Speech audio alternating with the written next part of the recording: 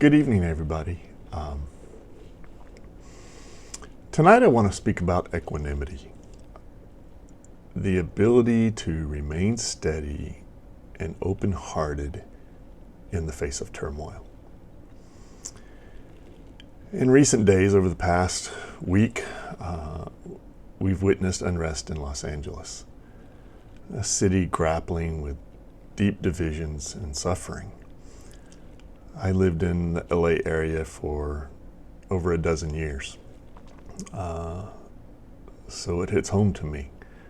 But we've also seen a lot of protest in New York, Chicago, Dallas, Atlanta, big cities across America, and they all represent suffering. Suffering on different levels. Regardless of what side of the political fence your legs hang on, it is natural to feel sadness, anger, or even helplessness. But in Zen, we're invited to meet these emotions with awareness and balance. Equanimity is not cold detachment, nor is it passive resignation. It is the deep, abiding steadiness that allows us to meet life as it really is, without being swept away by fear or desire. The Buddha taught that equanimity is one of the four immeasurables, which I've spoken about before, alongside loving kindness, compassion, and joy.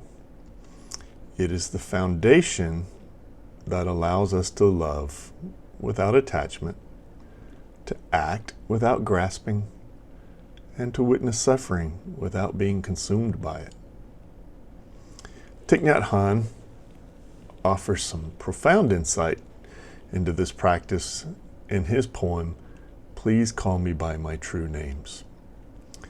And one line from that, he writes, "Please call me by my true names, so I can hear all my cries and my laughter at once, so I can see that my joy and pain are one."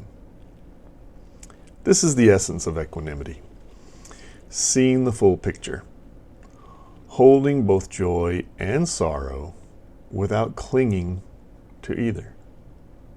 It asks us to look deeply into suffering, to recognize that we are not separate from those who suffer. We are, in truth, all interconnected, as Thich Nhat Hanh would say. Robert reminded us a few weeks ago of Hakuin's koan, that Hakuin, the great Rinzai master, he shared like this: "You can hear the sound of two hands clapping. Now what is the sound of one hand?" And Robert correctly pointed out to us, it's not the sound of one hand clapping, it's what is the sound of one hand. So I'm going to phrase it a little bit different way to you. What is the sound of equanimity? It is neither grasping or rejecting. It's the space between opposites, the place where all dualities dissolve. To listen for the sound of one hand is to listen beyond gain and loss, praise and blame, joy and sorrow. It is to hear the silence beneath chaos. Equanimity does not mean that we no longer feel. It means that we hear the suffering of the world without being overtaken by it. Just like Thich Nhat Hanh wrote, "Look deeply. Every second I am arriving. To be a bud on a spring branch, to be a tiny bird with still fragile wings, learning to sing in my new nest." Equanimity is seeing that all things, joy, sorrow, suffering, and awakening exist together in one moment. Dogen, the great founder of Soto Zen, reminds us in his writing Shobogenzo, although the Dharma might seem as if it were somewhere else far away, it is the time right now. There is no future moment when equanimity will be fully realized. There is only this moment. When we sit in meditation, we do not practice for later, for 10 years down the road, for 5 years down the road, for what may happen tomorrow. We practice for now. Equanimity is not something we attain. It is the way we meet this breath, this thought, this experience. The Buddha spoke of equanimity as the ability to remain unmoved by the 8 worldly winds: loss and gain, good repute and ill repute, praise and censure, sorrow and happiness. These arise for all beings.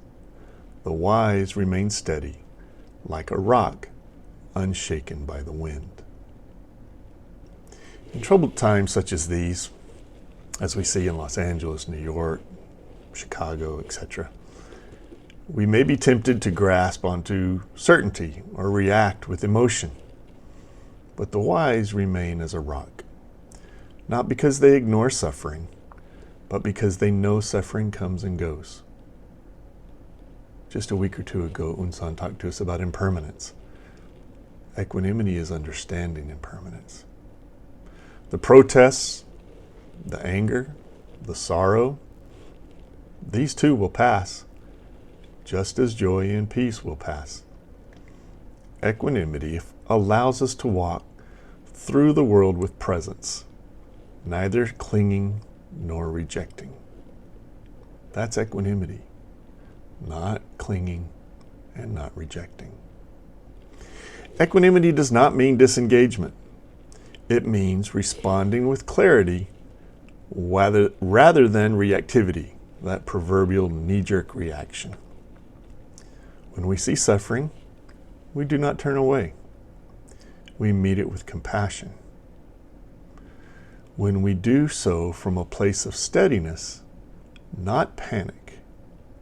Thich Nhat Hanh once said, "Peace is contagious."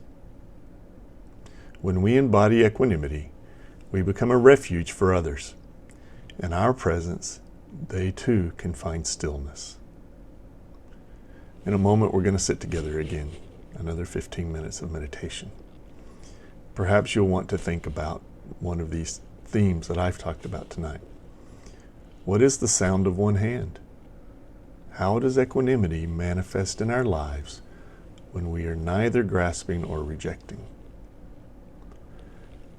How does being time inform our practice? How can we embrace equanimity not as something to achieve, but as something to embody in each moment? And finally, how do we meet suffering without being consumed by it? What does compassionate action look like when grounded in equanimity? The world may be turbulent, but within each of us is a stillness that cannot be shaken. Let us return to it in our meditation, in our chanting, in our daily practice, understanding the moment just as it is. Thank you.